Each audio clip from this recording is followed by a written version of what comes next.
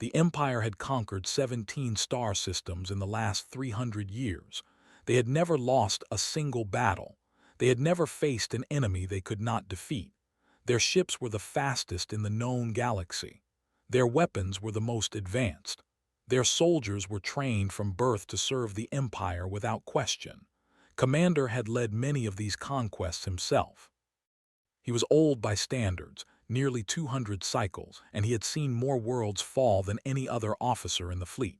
He stood on the bridge of his observation vessel and looked at the blue planet spinning slowly below him. This world was called Earth by its inhabitants. They had been watching it for only a few days, but already felt something strange in his chest. It was not excitement. It was not anticipation.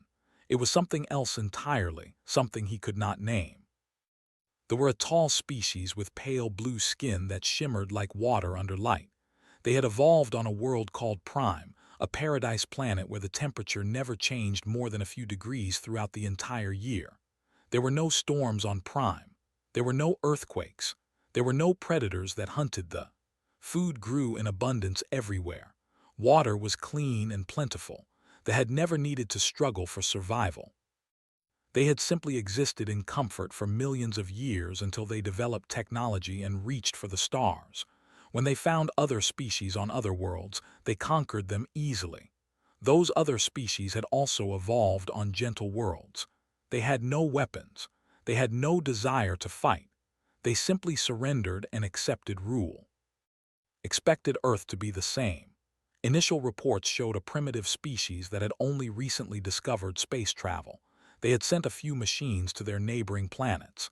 They had put a few of their kind on their single moon, but they had not ventured beyond their own solar system. They were still fighting wars among themselves. They were divided into hundreds of different groups that could not agree on anything. By every measure they used, humans were weak and disorganized and ready to be conquered. His science officer was a younger named, was brilliant but nervous. He had never been on a conquest mission before. He spent most of his time staring at data screens and making small sounds of confusion. Found him annoying but useful. Noticed things that other officers missed. He asked questions that others did not think to ask. On this mission, those questions had started to worry deeply. The first strange reading came within hours of their arrival in Earth orbit. Had been scanning the planet's atmosphere when he suddenly stopped moving. He sat perfectly still at his station for a long moment. Then he turned to face with an expression the commander had never seen before. It looked like fear, but that made no sense. There was nothing to fear from a primitive world. Reported that the atmosphere of Earth contained a gas that the humans called oxygen. This gas made up about 21% of the air on the planet's surface. Every human breathed this gas constantly. They needed it to survive. Without it, they would die within minutes. Did not understand why this information had disturbed his science officer so much. He asked to explain. Explained that oxygen was one of the most corrosive and dangerous gases in the known universe. It caused metal to rust. It caused fires to burn. It destroyed organic tissue on contact. On Prime, oxygen was considered a toxic hazard. Children were taught to avoid it. Ships had special filters to remove even trace amounts of it from their air supply. And yet the humans breathed it with every breath. They filled their bodies with this poison and used it to power their cells. Did not believe it at first. He ordered to check the readings again, checked them 5 times. The results were always the same. The humans were breathing poison. They had evolved to need poison. Their entire biology depended on a substance that would kill in seconds. The second strange reading came a few hours later, reported on the temperature variations across the planet's surface. On Prime, temperatures stayed between what humans would call 60 and 75 degrees at all times. On Earth, temperatures ranged from -100 degrees in some polar region to over 130 degrees in the hottest deserts. The humans lived in all of these places. They built homes in the frozen wastelands. They built cities in the burning deserts. They adapted their clothing and their shelters and their behavior to survive in conditions that would kill any instantly. Asked how this was possible, said he did not know. He said the humans seemed to regulate their own internal body temperature somehow. They produced heat when they were cold. They released heat when they were hot. Their bodies were constantly fighting against their environment, constantly working to maintain a stable internal condition while the external world tried to kill them. It was exhausting just to think about. I would collapse from the effort within hours. The humans did it every moment of every day, without even thinking about it. The third reading was perhaps the most disturbing. Discovered that the surface of Earth was covered in liquid water, not just small amounts in protected locations, massive amounts, oceans that stretched across most of the planet, rivers that carved through continents, lakes and ponds and streams everywhere. The humans swam in this water, they drank it, they bathed in it, they played in it for fun, reminded that water was a universal solvent. It dissolved almost everything it touched. It was used in industry to break down materials for recycling, and the humans submerged their bodies in it voluntarily. Stood on his bridge and looked at the blue planet below. That blue color came from all the water. He had thought it was beautiful when they first arrived. Now it looked different to him. Now it looked dangerous. He turned to and asked if there was anything else he should know about this world, hesitated. Then he brought up information about the other life forms on Earth. There were creatures with venomous fangs. There were creatures with crushing jaws. There were tiny organisms that invaded bodies and caused disease. There were plants that produced toxins. The entire planet was filled with things that wanted to kill the humans, and the humans had not only survived, they had thrived. They had conquered their world. They had built civilizations. They had developed technology. They had done all of this while breathing poison and drinking solvent and fighting off predators every single day. Felt that strange feeling in his chest again. This time he recognized it. It was doubt. For the first time in his long career, Commander was not certain that his empire would win. Commander decided that his crew needed to conduct more detailed observations of the humans before making any final decisions about the invasion. He ordered to find the most hostile environment on the planet's surface. If the humans were truly as dangerous as the initial readings suggested, then surely they would avoid the worst places on their world. Surely there would be some limit to what they could endure. Finding that limit would help them understand how to defeat them. Searched through the planetary data for several hours. He examined frozen wastelands where temperatures dropped low enough to freeze blood solid. He examined volcanic regions where the ground itself was hot enough to cook flesh. He examined dense jungles filled with venomous creatures and toxic plants. All of these places had human settlements. All of these places had humans living and working and raising families. Was becoming increasingly disturbed by what he found. Finally, he located a region that seemed to have no permanent human population. It was a vast desert in the southwestern portion of a landmass the humans called North America. The locals called it the Mojave Desert. The Mojave Desert was a place of death by any reasonable standard. Summer temperatures regularly exceeded 120 degrees. The sun beat down without mercy for most of the day. Rainfall was almost non-existent. Water sources were separated by dozens or even hundreds of miles. The ground was covered in sand and rocks that absorbed heat and radiated it back into the air. Plants were sparse and often covered in sharp spines. Animals were few and mostly venomous. No could survive in such a place for more than a few minutes without heavy protective equipment. Reported his findings to with something like relief. Here at last was a place that even humans could not conquer. The observation vessel moved into position above the Mojave Desert, ordered continuous monitoring of the area. For the first few hours, they saw nothing but empty sand and the occasional small creature scurrying between rocks. Began to relax. Perhaps the humans did have limits after all. Perhaps this desert represented the boundary of their endurance. If so, then they could use similar environments as strategic advantages during the invasion. They could force the humans into places too harsh for them to survive. Then made a sound that had never heard before. It was a high-pitched noise somewhere between a gasp and a scream. Rushed to his station and looked at the screen. There was a human on the desert floor. A single human, alone, moving across the sand in the middle of the day when the temperature was at its peak. The human was not riding in a vehicle. The human was not wearing any visible protective equipment. The human was running. Demanded an explanation, could not provide one. They both stared at the screen as the human continued to run through conditions that should have killed him within minutes. The human was male, somewhere in his middle years by human standards. He had light brown skin that had been darkened further by exposure to the sun. He wore minimal clothing, a thin shirt, short pants, strange protective coverings on his feet, a small pack on his back. A tube that ran from the pack to his mouth, which he used to drink water while still moving. That was all. No cooling systems, no radiation shields, no breathing apparatus, just a human body against the full fury of a hostile world. The human's name was Jake. They did not know this yet. They did not know that Jake was 34 years old. They did not know that he had served in his country's military for 8 years. They did not know that he had returned home and found civilian life too quiet and too easy. They did not know that he had taken up ultra-marathon running as a way to challenge himself, to push his body and mind to their absolute limits. They did not know that he had a wife named waiting for him at home. They did not know that he had 2 children, a daughter named Lily and a son named Danny, who thought their father was crazy but loved him anyway.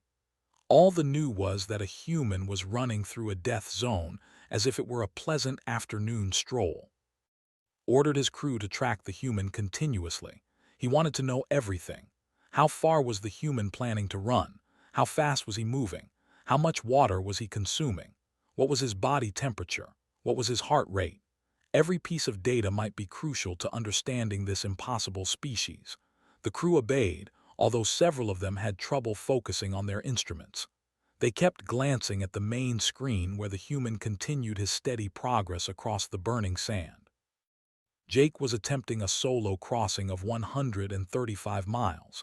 He had started before dawn and planned to run through the worst heat of the day, rest during the late afternoon, then continue through the night when temperatures dropped. He would repeat this pattern until he reached his destination. He carried enough water for the first leg of his journey. He had cached additional supplies at points along his route. He had trained for months for this challenge. He was suffering, certainly. His muscles ached. His lungs burned. The heat pressed down on him like a physical weight. But he had suffered before. He had pushed through pain before. He knew that his body could take far more punishment than his mind wanted to admit, so he kept running. They watched as the hours passed. They watched Jake drink his water in careful measured sips. They watched him adjust his pace to conserve energy. They watched him navigate using landmarks and the position of the sun. They watched his body produce sweat that evaporated almost instantly in the dry air, carrying heat away from his skin. They watched his heart pump blood to his extremities, spreading the heat throughout his system so no single part of him overloaded. They watched a biological machine designed for endurance operating at peak efficiency in conditions that should have been lethal. Ran calculations on his instruments. He compared Jake's performance to the known capabilities of every species in the database. There were creatures that could survive high temperatures. There were creatures that could run long distances. There were creatures that could go without water for extended periods. But there was nothing, absolutely nothing, that could do all of these things simultaneously. The humans were unique. The humans were impossible. The humans were terrifying. As the sun began to set over the Mojave Desert, Jake found a sheltered spot behind a large rock formation. He sat down, drank more water, ate some food from his pack, and closed his eyes to rest. His body immediately began repairing the damage from the day's run. His cells worked to heal torn muscles and stressed joints. His systems worked to restore proper fluid balance and chemical levels. By morning, he would be ready to run again.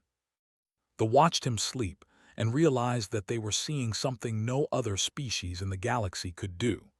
They were seeing at rest, preparing for another day of impossible survival. They did not sleep that night. Sleep was a biological function that their species required, just like every other known species in the galaxy, but none of them could rest while the human lay on the desert floor below. They watched Jake through their instruments as his body performed its nightly repairs. They measured his breathing and his heart rate and his temperature. They analyzed the chemical composition of his sweat and the gases he exhaled. Every piece of data confirmed what they had already begun to suspect. Humans were not ordinary life forms. Humans were something else entirely. Spent the night compiling a detailed report on human biology. He cross-referenced his observations with every scientific database the Empire had accumulated over 3 centuries of conquest.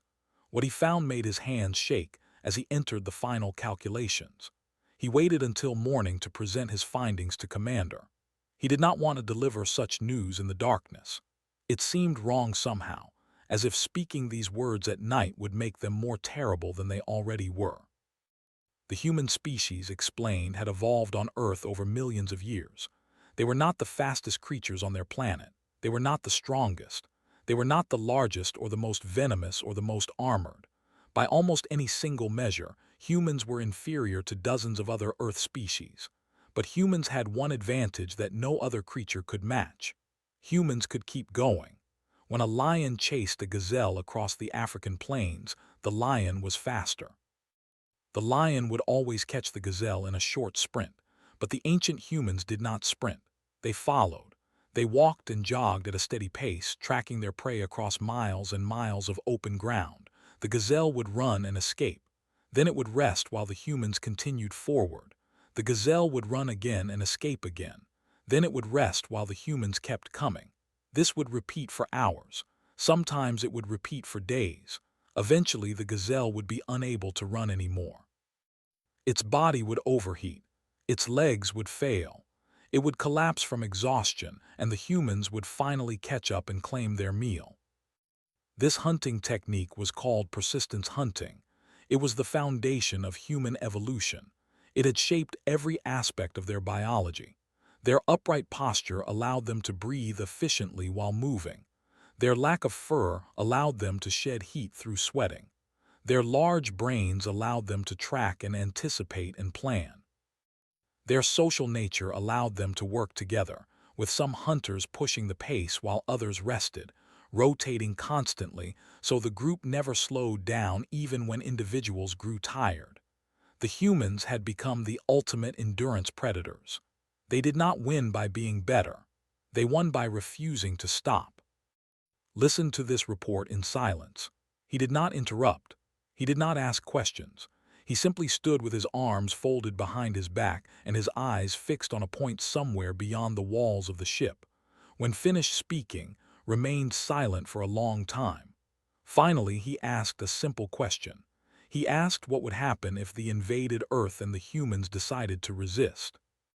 Did not want to answer that question. He had already run the simulations. He knew what the data showed, but was his commander and a direct question required a direct response.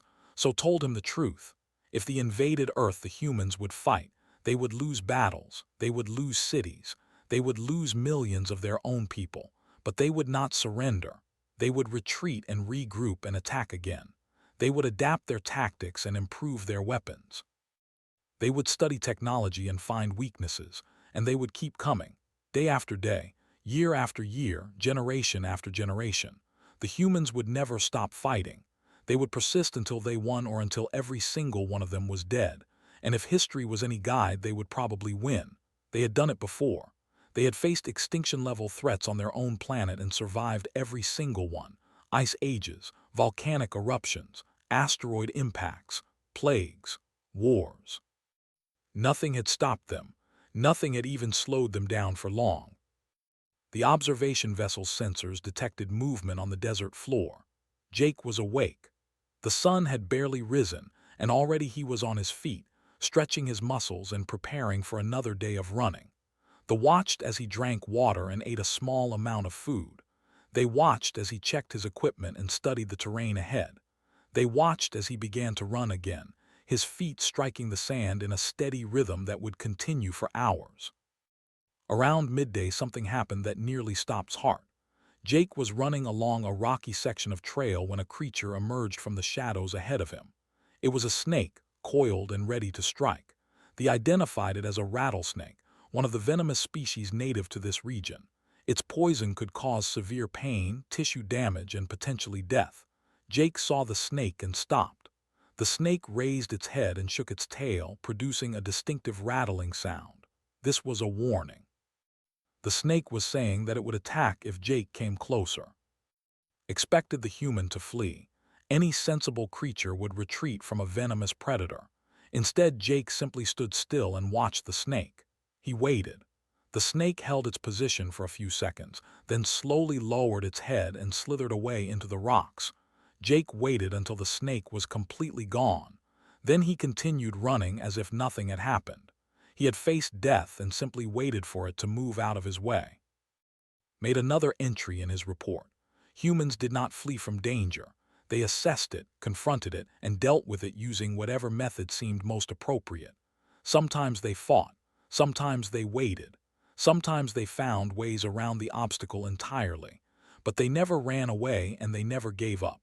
This was not courage in the way understood courage. This was something deeper. This was a species that had been forged in the fires of the most hostile planet in the known galaxy. They did not know how to surrender. They did not know how to quit. They only knew how to survive. Jake ran another 30 miles that day. He ran through heat that made the air shimmer like water. He ran through rocky terrain that would have broken ankles. He ran past creatures that could have killed him with a single bite. And when the sun set again, he found another place to rest and let his body repair itself for the next day. They watched all of it. They recorded all of it. And with every passing hour, their fear grew deeper. On the third day, Jake completed his crossing of the Mojave Desert. He had covered 135 miles through some of the most hostile terrain on the planet. He had endured temperatures that would have killed in minutes. He had survived on limited water and minimal food. He had faced venomous creatures and navigated treacherous ground and pushed his body far beyond what seemed possible. And when he finally reached his destination, he did not collapse. He did not require medical attention. He did not even seem particularly distressed. He simply walked into a small building by the side of the road, sat down at a table, and ordered a meal. They watched through a window as Jake ate his food and drank several glasses of water. He talked with the other humans in the building, laughing and smiling as if he had just completed a pleasant afternoon walk instead of a 3-day journey through hell. After his meal, he went outside and climbed into a vehicle. He drove away toward the west, toward his home, toward his family. The whole ordeal had been nothing to him. It had been a challenge, yes. It had been difficult, but it was just something he did for enjoyment. It was just a way to spend a few days. He would recover fully within a week and probably start planning his next adventure. Commander could not process what he had witnessed. He had led 17 conquests. He had seen species surrender after a single demonstration of military power. He had watched entire civilizations accept defeat rather than face the consequences of resistance. But these humans were different. These humans ran through deserts for fun. These humans challenged themselves to survive impossible conditions just to prove that they could. What would such creatures do when faced with an actual threat? What would they do when their homes and families were in danger? Did not want to find out. He contacted the High Council and requested an emergency session. The transmission would take several hours to reach Prime, and the response would take several more hours to return. In the meantime, ordered his crew to compile all of their observations into a comprehensive report. Every piece of data they had collected, every scan they had performed, every conclusion they had reached. All of it would be sent to the High Council along with formal recommendation. The High Council consisted of 12 elders who governed the empire. They had approved every conquest in history. They had never once rejected a military proposal from a field commander.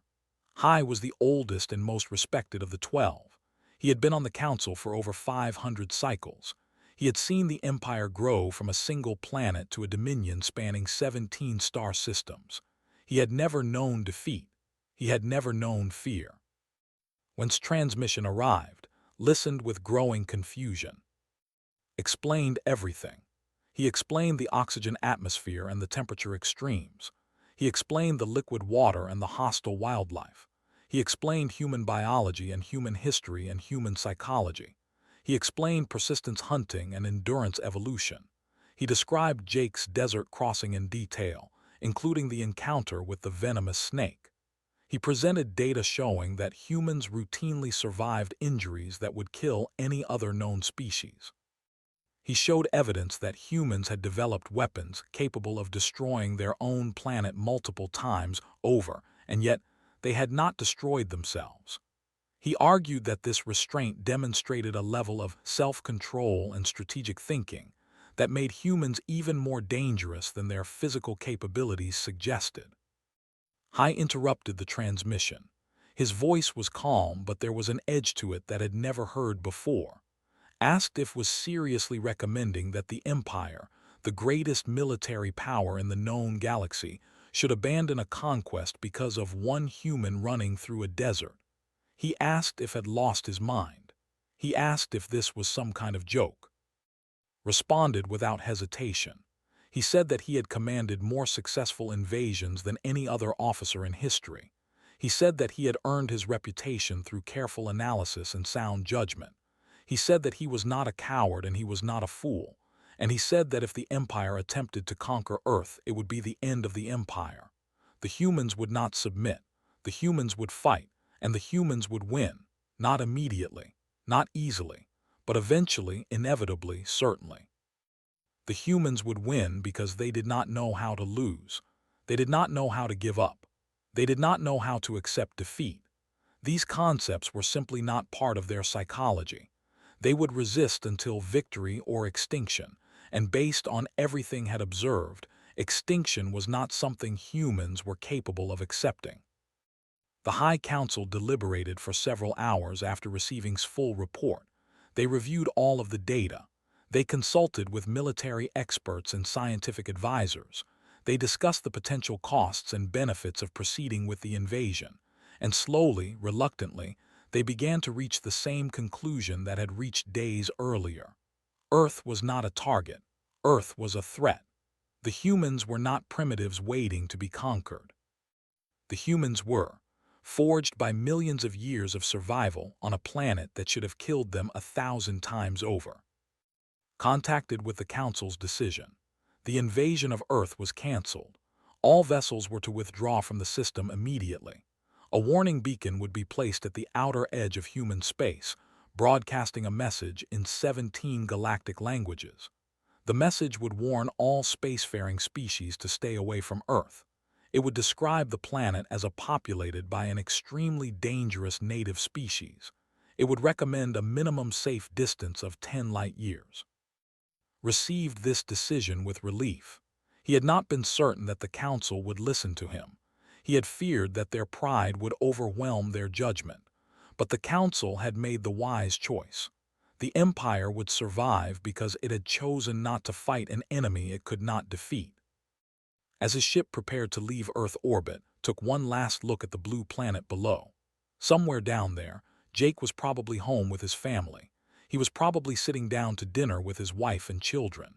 He was probably telling them about his run through the desert. He had no idea that his species had just been evaluated for conquest and found too terrifying to attack. He had no idea that he had saved his entire world simply by doing what humans did best. He had survived. He had endured. He had refused to stop. The observation vessel left Earth orbit on a quiet Tuesday morning. The humans below had no idea it had ever been there. Their satellites had not detected it. Their telescopes had not seen it. Their radio signals had passed right through it without interference. They had been watching humanity for weeks, studying them, analyzing them, preparing to conquer them. And now they were leaving without ever making contact, without ever firing a shot, without ever letting the humans know how close they had come to an intergalactic war. Commander stood on the bridge and watched Earth shrink on the blue planet grew smaller and smaller until it was just another point of light among millions of stars. He felt an emotion that he had never experienced before. It was not relief, although he was certainly relieved that the invasion had been canceled. It was not fear, although he had certainly been afraid of what would have happened if the invasion had proceeded. It was something closer to respect. The humans had earned his respect without even knowing he existed.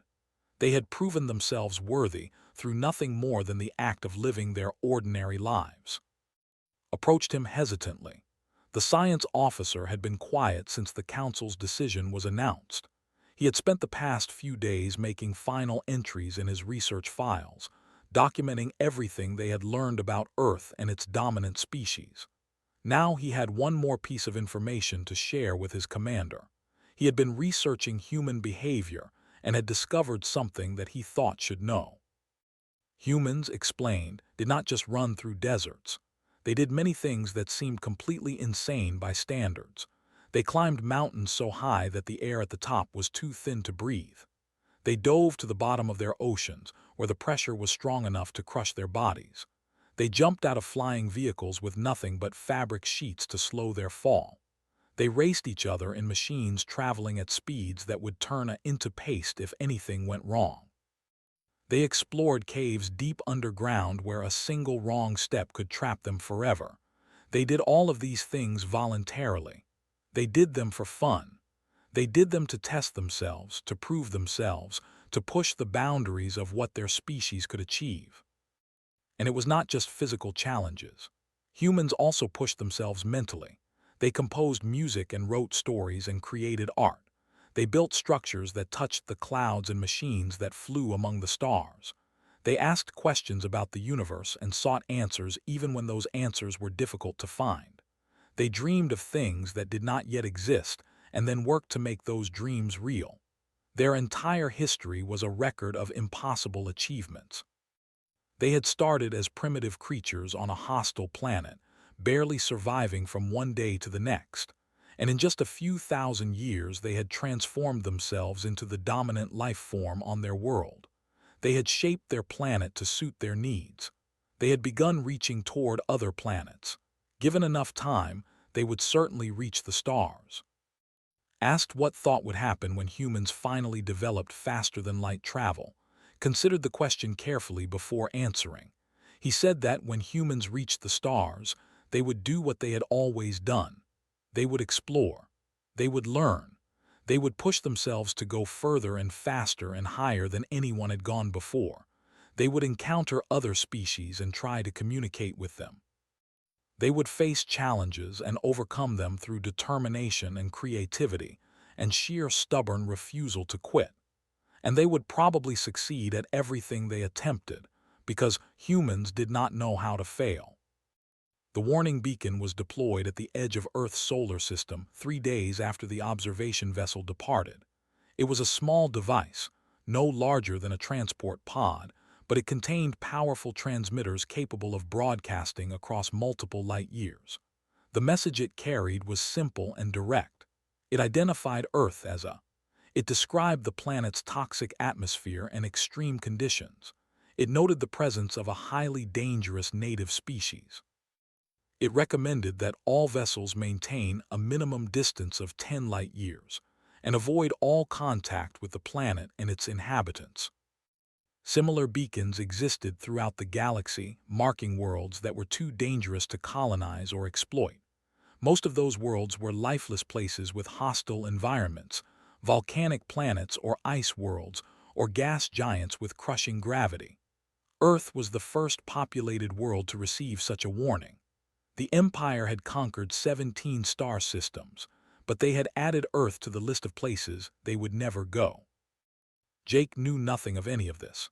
He had returned home from his desert crossing and spent a few days recovering. His muscles were sore but healing. His skin was burned but not badly. He had lost a few pounds during the run, which he was already working to regain through careful eating and rest. His wife told him he was crazy for running through the desert in summer. His daughter Lily wanted to know if he had seen any snakes. His son Danny wanted to know if he had one. Jake told them all about his adventure, leaving out the parts that might worry them and emphasizing the parts that would make them laugh. Life continued as it always had on Earth. People went to work and came home. Children went to school and played with their friends. Farmers planted crops and harvested them. Scientists conducted experiments and made discoveries. Artists created new works and shared them with the world. Soldiers trained and hoped they would never have to fight. Politicians argued about things that seemed important at the time. Nobody knew that a fleet of alien vessels had been hovering above their planet just weeks ago. Nobody knew that those aliens had been planning to enslave the entire human race. Nobody knew that the plan had been abandoned because the aliens had watched one man run through a desert and realized that humans were too dangerous to attack. In his personal log, Commander made one final entry before deleting all records of the Earth observation mission. He wrote that the Empire had avoided the greatest mistake in its history. He wrote that Earth should remain classified as a restricted zone indefinitely. He wrote that any future contact with humans should be approached with extreme caution and conducted only from a position of clear superiority. And then he wrote something that he had never written before in all his centuries of service. He wrote that he hoped the humans would never discover the existence of the Empire. He wrote that if the humans ever did discover them, he hoped that they would be wise enough to greet them as friends. Because if the humans ever decided that they were enemies, nothing in the galaxy would be able to stop them. The stars remained silent. The warning beacon continued its endless broadcast, and somewhere on Earth, a man named Jake laced up his running shoes and stepped out into the morning sun, ready to see how far his body could carry him today. He did not know that he did not know that his species terrified an entire empire. He only knew that it was a beautiful day for a run.